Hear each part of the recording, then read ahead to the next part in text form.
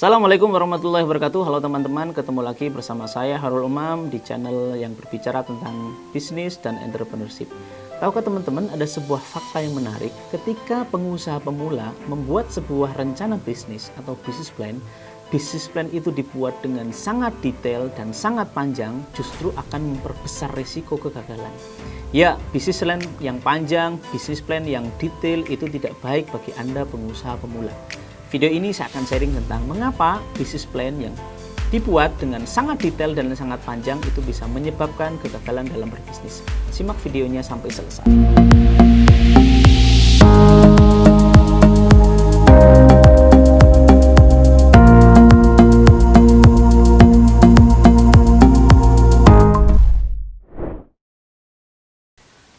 Apakah benar bahwa semakin detail sebuah rencana bisnis, semakin panjang bisnis plan akan membuat bisnis menjadi gagal dieksekusi? Bukankah ini bertentangan dengan para ahli yang menyebutkan bahwa sebuah bisnis harus direncanakan dengan matang? Bukankah ini bertentangan dengan mentor-mentor yang mengharapkan, yang mendorong ya setiap pebisnis pemula untuk membuat sebuah rencana bisnis dengan rincian yang sangat mendetail? Tetapi inilah yang menjadi permasalahan ketika sebuah bisnis plan ya disertai dengan penjelasan yang lengkap tentang aspek pemasaran, tentang rencana produksi, tentang rencana SDM sampai ke proyeksi keuangan justru gagal untuk dieksekusi. Inilah yang menjadi permasalahannya. Mengapa hal ini bisa terjadi? Yang pertama adalah fleksibilitas. Karena bisnis plan itu berbicara tentang hal mendetail, tentang aspek pemasaran, bagaimana berproduksi, bagaimana proyeksi SDM, sampai bagaimana tentang keuangan. Inilah yang membuat bahwa rencana bisnis atau bisnis plan itu tidak peka terhadap perubahan-perubahan. Padahal ketika kita menjalankan sebuah bisnis, ada banyak hal yang di luar dari apa yang kita pikirkan. Ada banyak penyesuaian-penyesuaian yang ternyata bisnis plan itu tidak bisa kita terapkan dalam bisnis yang kita jalankan. Makanya bisnis plan ini karena kedetailannya, karena berbicara hal yang sangat spesifik membuat ruang kita untuk berimprovisasi menjadi sedikit dan ya lagi-lagi akhirnya apa? Bisnis plan tidak bisa dieksekusi dan yang dijalankan ternyata keluar sangat jauh dari rencana yang sudah ditulis dalam sebuah bisnis plan. Yang kedua, validitas ide. Sebuah bisnis plan tentunya berbicara tentang banyak aspek, mulai dari aspek pemasaran, analisa kompetitor, bagaimana proses produksi, bagaimana penempatan SDM, sampai ke bagaimana rencana sebuah proyeksi keuangan. Nah, ketika bisnis plan ini berbicara sangat detail, ya tentunya ketika kita menjalankan sebuah bisnis, pengusaha pemula ini harus bertanya, apakah sebuah bisnis ini sudah melewati sebuah pertanyaan, bahwa apakah produk dan jasa yang ditawarkan itu memang dibutuhkan oleh pelanggan, atau jangan-jangan belum melalui pertanyaan ini.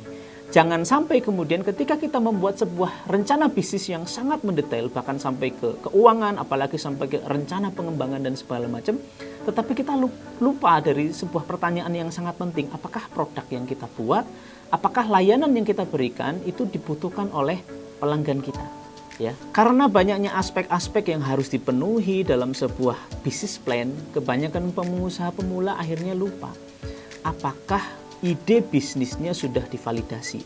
Apakah produk dan jasa yang ditawarkan dibutuhkan oleh konsumen? Jadi rencana bisnis gagal karena idenya belum divalidasi, sudah melakukan banyak hal, ternyata bisnisnya atau produknya ternyata tidak dibutuhkan oleh pelanggan. Bahkan sebuah ahli menyebutkan bahwa a testable idea is better than a good idea. Sebuah ide yang teruji jauh lebih baik daripada sebuah ide bisnis yang bagus. Bahkan menurut Steve Blank, salah satu penggawa startup, menyebutkan bahwa tidak ada rencana bisnis yang tidak berubah ketika kontak pertama kali dengan pelanggan. Makanya rencana bisnis itu pasti akan berubah ketika berinteraksi dengan pelanggan. Ketika pertama kali saya belajar bisnis, dulu ada sebuah urut-urutan yang harus dipenuhi.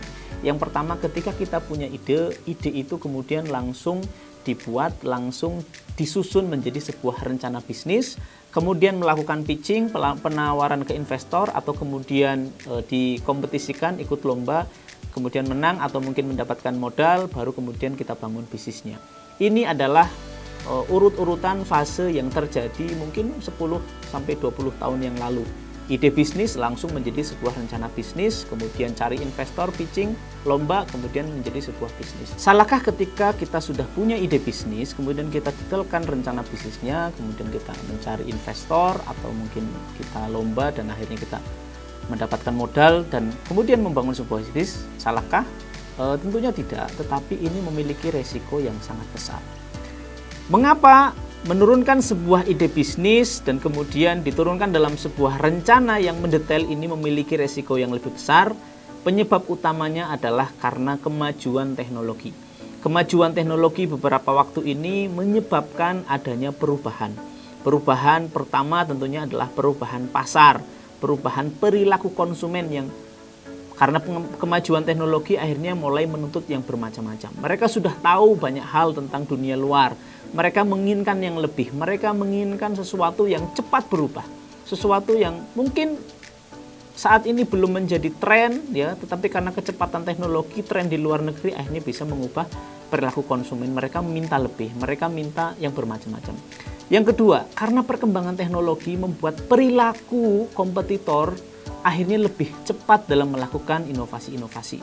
Kompetitor karena perkembangan teknologi, mereka banyak mencari referensi-referensi, akhirnya mereka sangat cepat dalam melakukan inovasi-inovasi yang ini tentunya akan sangat berdampak terhadap bagaimana kita mendesain sebuah rencana bisnis. Ya, pasar yang sangat dinamis, perilakunya yang cepat berubah-ubah, sangat menentukan dalam kita membuat sebuah rencana bisnis. Mungkin 3-5 tahun yang lalu perusahaan A bisa menjadi kompetitor atau mungkin perusahaan kita menjadi kompetitor. Tetapi dalam waktu sangat cepat mungkin bisa jadi perusahaan yang tadinya kompetitor akhirnya gulung tikar dan kemudian tidak terdengar namanya sama sekali. Ini banyak sekali karena adanya teknologi. Ya, mungkin kita tahu ya, banyak sekali perusahaan yang dulu sangat besar dan sangat berjaya di masanya, tetapi sekarang sudah tidak terdengar lagi gaungnya. Sekali lagi penyebabnya karena apa? Karena kemajuan daripada teknologi. Maka dari itu untuk mengurangi resiko kegagalan perlu cara pandang yang baru, terutama bagi pengusaha pemula. Jangan kemudian ketika memiliki sebuah ide bisnis langsung diturunkan menjadi sebuah rencana bisnis atau langsung action. Tapi lewati dulu sebuah fase yang sangat penting, yaitu validitas ide. Maka alur bagaimana membangun sebuah bisnis dalam waktu belakangan ini menjadi berbeda. Ketika kita mempunyai sebuah ide bisnis, jangan kemudian langsung kita buat rencana. Validasi dulu apakah ide bisnis ini dibutuhkan oleh konsumen. Apakah ide ini benar-benar menjadi sebuah bisnis yang bisa dibangun untuk waktu yang akan datang. Oke. Jadi setelah kita mendapatkan ide, kemudian kita validasi dulu ide kita uji apakah ide bisnis kita itu memang benar-benar valid, apakah produk dari yang kita tawarkan diterima oleh konsumen, apakah bisnis yang kita bangun bisa memberikan keuntungan dan menjadi besar di waktu yang akan datang. Baru setelah kita validasi, setelah kita lakukan pengujian, baru kita detailkan dalam sebuah rencana bisnis. Kita detailkan aspek pemasarannya, kita detailkan lagi bagaimana produksi, bagaimana SDM yang dibutuhkan, sampai ke proyeksi keuangan, bahkan sampai ke rencana pengembangan bisnis. Nah, salah satu tools untuk memvalidasi ide itu adalah dengan menggunakan bisnis model. Apa? Bisnis model. Apa itu bisnis model? Bisnis model adalah sebuah gambaran tentang bagaimana sebuah organisasi menciptakan sebuah nilai, kemudian mendeliver sebuah nilai, dan menangkap keuntungan dari nilai yang diberikan kepada pelanggan. Jadi bisnis model adalah sebuah blueprint tentang bagaimana kita menjalankan sebuah organisasi perusahaan, bagaimana kita menjalankan strategi-strategi perusahaan yang akan kita lakukan di waktu yang akan datang. Ibarat ketika kita ingin mendirikan sebuah bangunan, maka yang pertama kali yang harus kita lakukan adalah kita menggambar dulu bagaimana denah ruangannya. Ya, kita belum berbicara tentang bagaimana kebutuhan materialnya, belum berbicara tentang bagaimana kebutuhan tukang atau kontraktornya. Kita gambar dulu denah ruangan yang akan kita bangun. Ya, jadi jangan sampai ide yang sudah kita tentukan, yang sudah kita detailkan dalam sebuah rencana, kemudian dijalankan menjadi sebuah bisnis berakhir dengan kegagalan. Kita mundur beberapa langkah sebelumnya setelah kita mendapatkan ide, validasi idenya dulu dengan menggunakan model bisnis. Semoga sharing kali ini bisa memberikan manfaat buat teman-teman. Sampai ketemu di video-video berikutnya. Terima kasih. Assalamualaikum warahmatullahi wabarakatuh.